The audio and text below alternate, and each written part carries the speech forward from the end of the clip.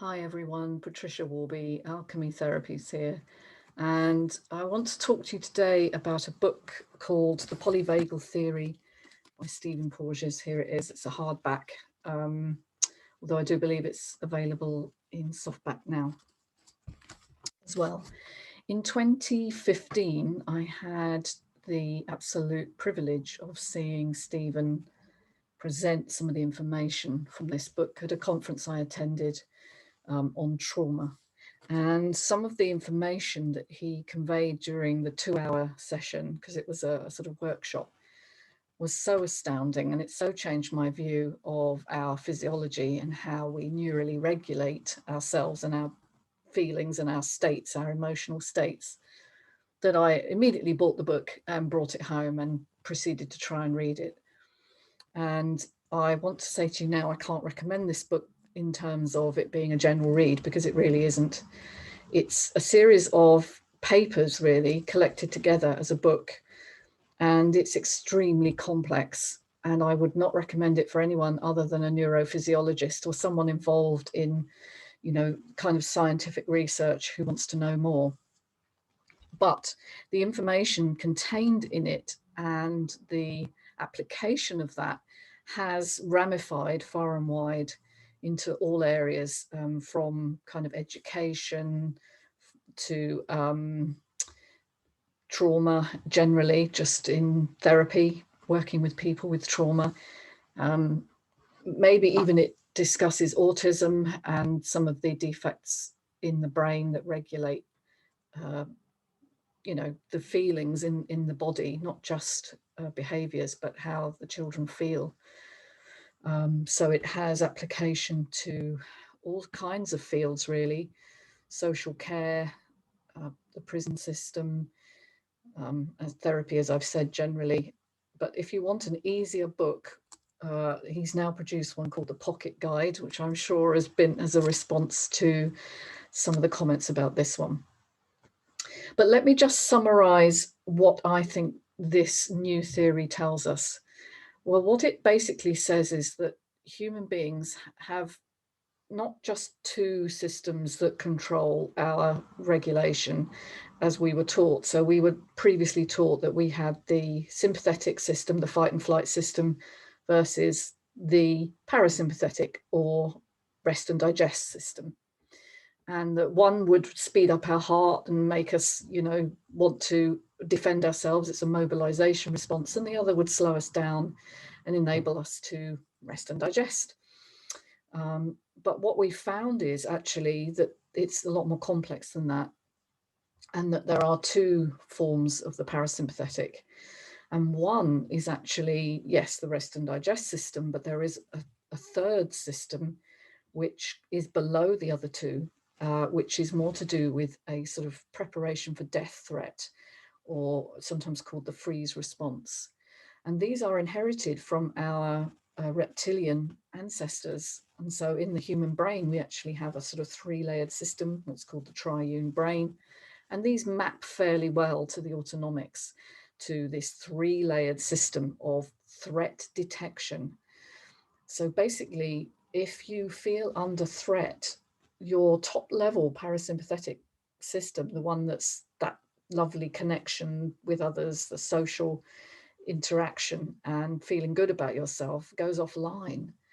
And you are left with the other two systems, which are much more primitive. They're much more reflexive, less kind of thought through, and more basic. And I think we're seeing a lot of that response at the moment, because we're under a sort of social threat right now of massive proportions.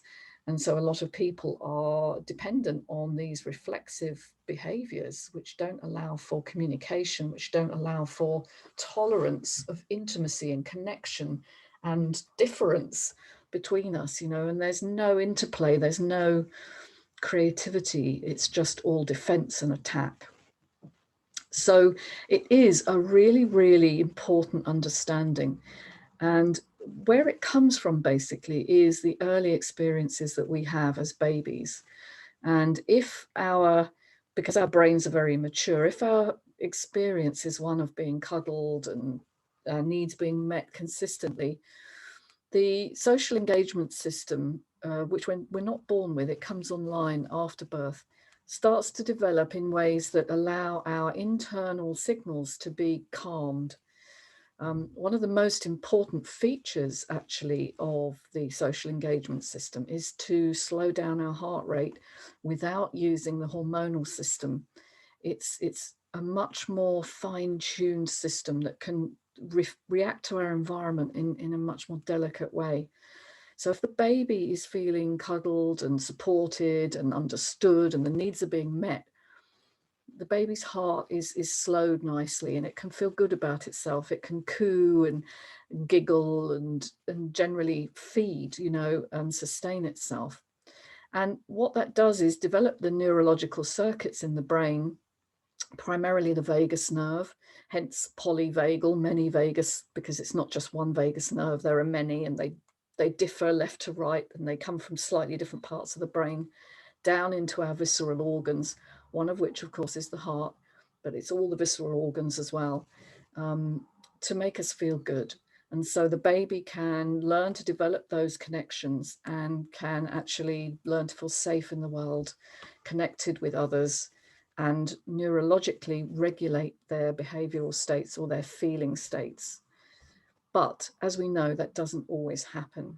And if the baby has any disruption in that connection, and I've talked about this before in my own book, The Scar That Won't Heal, I was born with a birthmark over one side of my face, which was quite severe. I think it caused my mother a lot of distress to look at me because she felt guilty or bad about that.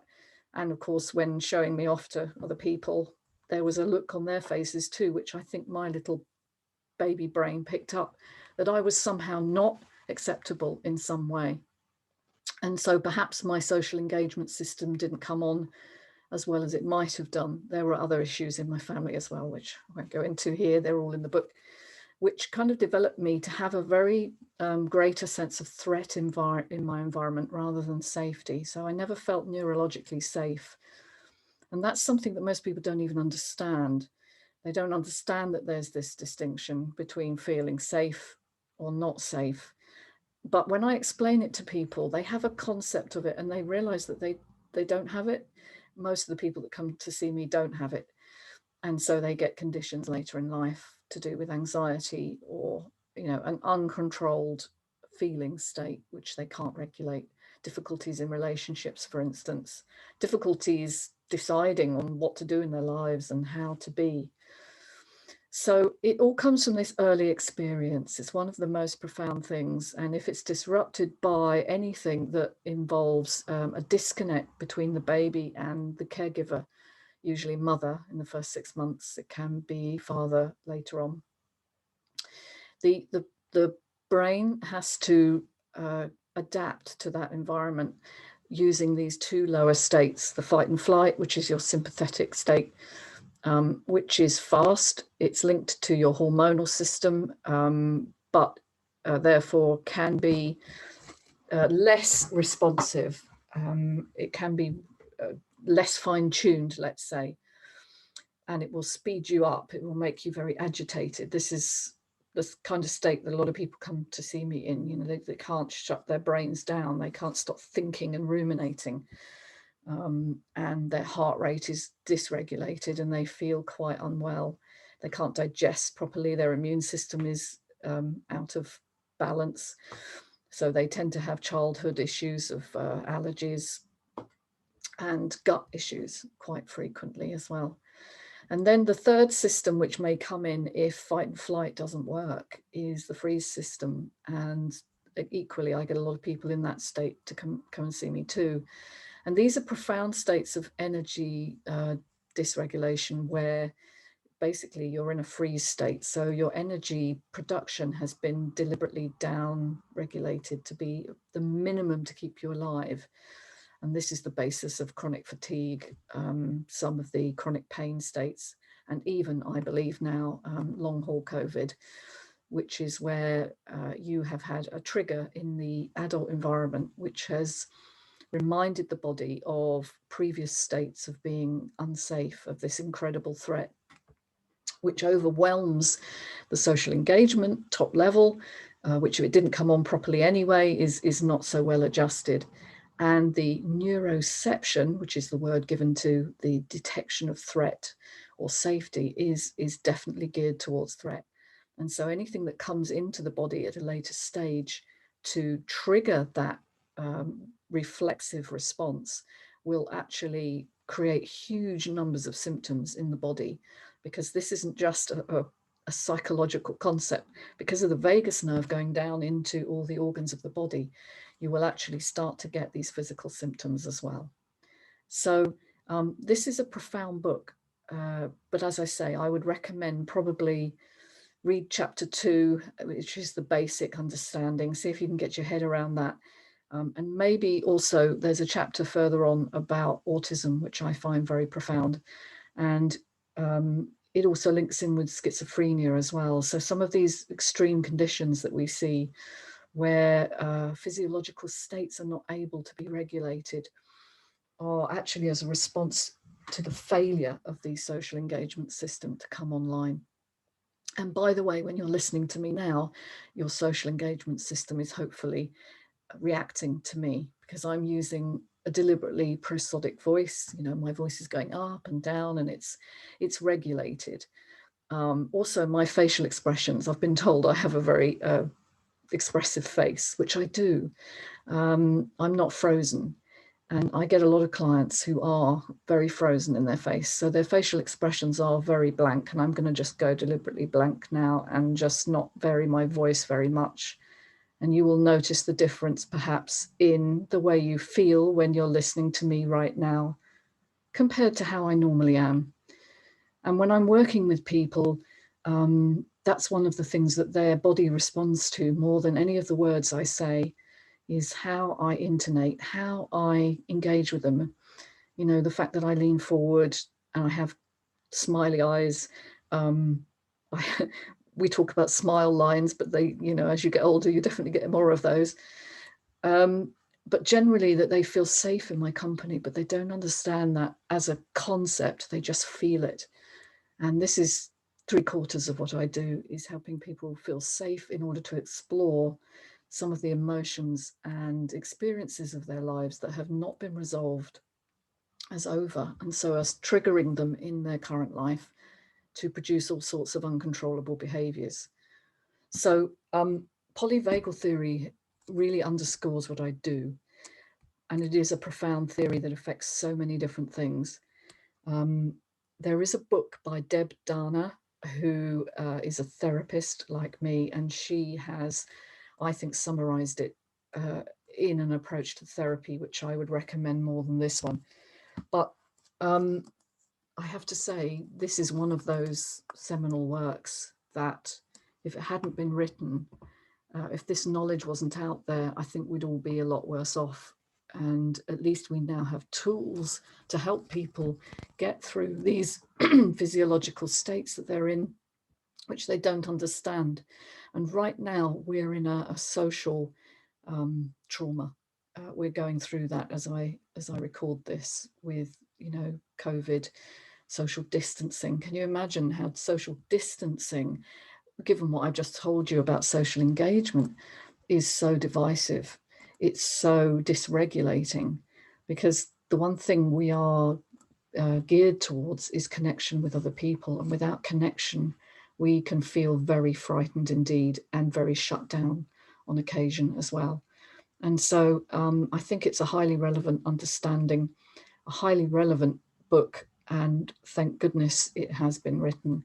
And we need more people out there who understand this, who work within this frame. There are other people who are sort of developing these ideas, as I've explained. The foreword to this book is by Bessel van der Kolk, whose book, The Body Keeps the Score, I'll probably do a separate review of that one, is another great work. And I'm so proud that I've been able to read them and understand them. And, you know, my scientific background has helped a lot in this, but even then I do struggle with some of the concepts. But I'm trying to distill the ideas that I've read here, in particular, this 3-level system of varying speed as well. I should say the social engagement system is a myelinated system. It's fast, you know, that's why we can react very, very quickly to whether something's safe or not. But as we go down the layers, things slow down a little bit, particularly with the freeze response, which is unmyelinated. Myelin is a fatty sheath that surrounds the nerves in the body, and it's like an insulator along a wire.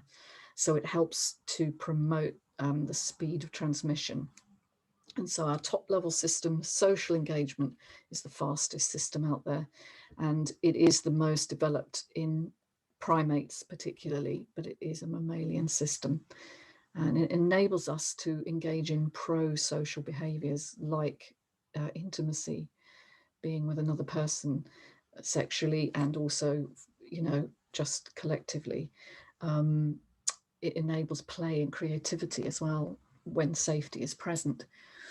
Without that, we are left with these two defensive systems which seek to attack or run away or just shut down altogether and numb ourselves. And I think we're seeing the evidence of that right now. If you want to explore more about this theory in practice and how I use it, please do check out my other videos on my YouTube channel. And also, you know, feel free to contact me. I'm always happy to engage. Take care, everyone. Stay safe.